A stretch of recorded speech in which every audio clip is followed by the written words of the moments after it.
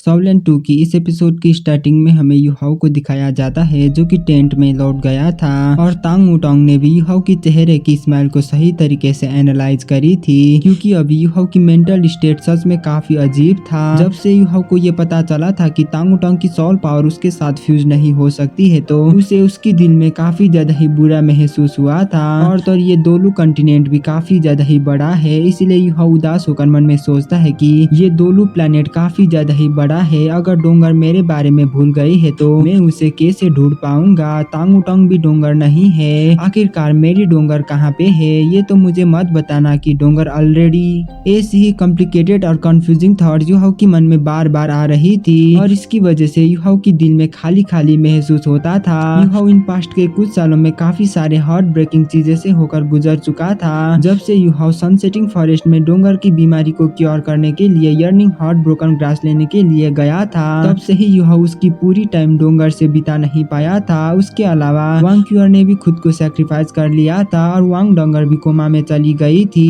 इन सभी चीजें एक के बाद एक करके होने की वजह से युहाओ की मेंटल स्टेट डिस्ट्रॉय होने वाली थी। अगर ये युहाओ की मेंटल रिसाइलेंट नहीं होता तो शायद युहाओ कब का कोलैप्स हो चुका होता। और भाई लोग अगर बात किया जाए तो युहाओ ने खुद को बिजी रखकर सभी चीजें से बाहर निकलने की कोशिश करा था। बीस्ट वेब से लेकर स्पिरिट पगोडा की स्टैब्लिशमेंट तक और स्पिरिट पगोडा से डाइलोली की रिकॉग्नाइजेशन तक हमेशा खुद को बिजी रखने की कोशिश करा था। और ऐसे खुद को बिजी रखने की कोशिश करते हुए वांग क्यूर और वांग डोंगर के बारे में सोचना कम करने की कोशिश करा था। हालांकि तांग वुटांग की अपीयरेंस की वजह से सब कुछ बदल गई थी। तांग वुटांग की वजह से युहाओ को एक उम्मीद मिला था कि कहीं तांग वुटांग ही डोंगर हो सकती है, लेकिन युहाओ की इस उम्मीद कुछ ही दिनों में चकनाचूर हो गया था। और तो इसकी वजह से एक बारी के लिए वो पूरी तरीके से टूट गया था। और अभी के टाइम में युहाओ को कैसा महसूस हो रहा होगा हम ये इमेजिन भी कर नहीं सकते हैं। युहाओ की एक्सप्रेशन बाहर से काफी शांत होती थी जैसे कि कुछ भी नहीं हुआ हो, लेकिन युहाओ को अंदर ही अंदर कितना ज्यादा पेन हो रहा होगा ये सिर्फ युहाओ को ही पता है। पूरे लाइफ के अंदर सबसे ज्यादा दर्दनाक चीज अपने उम्मीद को खोना होती है। और अभी युहाओ डेथ गट के करीब जाकर इसीलिए एनालाइज करना चाहता था क्योंकि अब उसके मेंटल स्टेट पूरी तरीके से क्रैश हो चुकी थी। अब उसके लिए ये मैटर नहीं करता था कि वो जिंदा रहे या मरे। और अगर बात किया जाए तो आज की मीटिंग के दरमियान युहाओ ने सिर्फ एक ही पॉइंट के बारे में मेंशन नहीं करा था और वो पॉइंट ये था कि death god weapon sun moon empire की नंबर 1 स्ट्रॉन्गेस्ट सोल टूल है और सेम टाइम में death god weapon sun moon empire की strongest soul engineer death god डोलो से कंट्रोल किया जाता है। और तो और युहाओ के अलावा किसी को भी ये पता नहीं था कि डेथ गॉड डोलो की एबिलिटी कितना ज्यादा टेरिफाइंग है। उससे भी बढ़कर काफी कम लोग ये जानते थे कि आखिर डेथ गॉड डोलो कैसा दिखते हैं। और अभी ऐसी टेरिफाइंग सिचुएशन में युहाओ मिशन को परफॉर्म करना चाहता था क्योंकि अब युहाओ को खुद की कोई भी परवाह नहीं थी। और वो अभी के टाइम में ऐसे सोच रहा था कि अगर वो इस मिशन में मारा जाएगा तो ही वो शांति को हासिल कर पाएगा, यानी कि अब सिर्फ मरने के बाद ही युहाओ को आराम मिल सकती थी। वैसे अगर बात किया जाए तो दाइलोली को युहाओ के बारे में सब कुछ पता था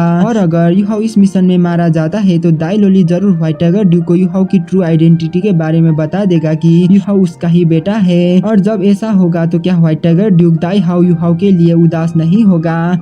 क्या वो युहाओ के लिए हार्ट ब्रोकन फील नहीं करेगा? क्या वो युहाओ के लिए नहीं रोएगा? अगर ऐसा होगा तो यही युहाओ के लिए भी रिवेंज रहेगी। व्हाइट टाइगर ड्यूक दाइहाओ ऐसे सोचेगा कि उसने खुद की ही बेटा को बैटल फील्ड में भेज दिया था और उसकी ही लापरवाही की वजह से उसका ही बेटा युहाओ मारा गया। सच में इस चीज को सोचने से ही काफी फ्रस्ट्रेटिंग फील होती है। और बात रही डोंगर की तो अगर डोंगर अभी जिंदा भी है तो भी डोंगर ने मेरे बारे में सब कुछ भूल चुकी है और शायद क्या पता मेरी मौत उसके लिए भी अच्छा साबित हो। और भाई लोग अगर बात किया जाए तो डोंगर की फैमिली युहाओ के बारे में डोंगर को कुछ भी बताने वाला नहीं था। इवन डोंगर ने उसकी याददाश्त को हासिल कर भी लिया तो भी उसकी फैमिलीज यही सोचेंगी कि मैं डोंगर के लिए वर्दी नहीं हूँ इसलिए मैं मारा गया।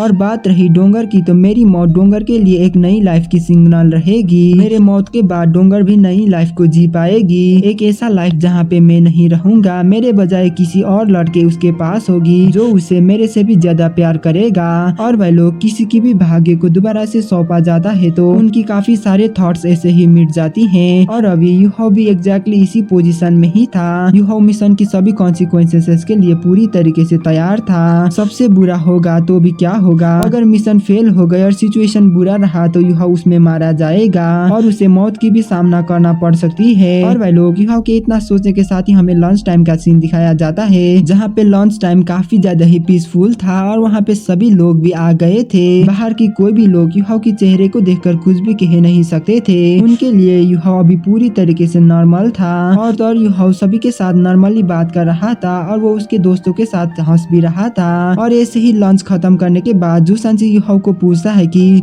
युहाओ आखिर तुम आज रात क्या करने वाले हो।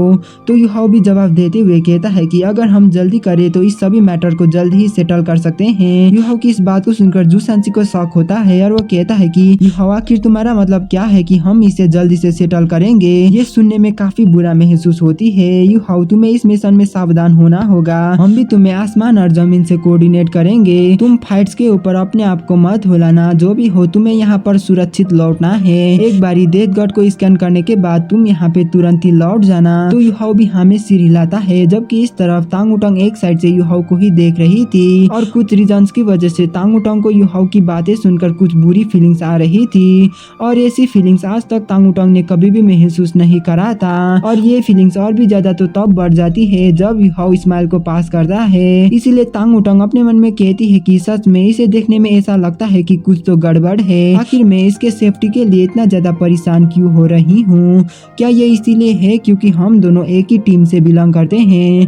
तांग उटंग को तो समझ में ही नहीं आ रहा था कि आखिर ऐसा क्यों हो रहा है, लेकिन फिर भी तांग उटंग को ये पता चल चुका था कि आज रात के मिशन में युहाओ कुछ ना कुछ तो करने वाला है जो हम सभी लोगों को बिल्कुल भी पता नहीं।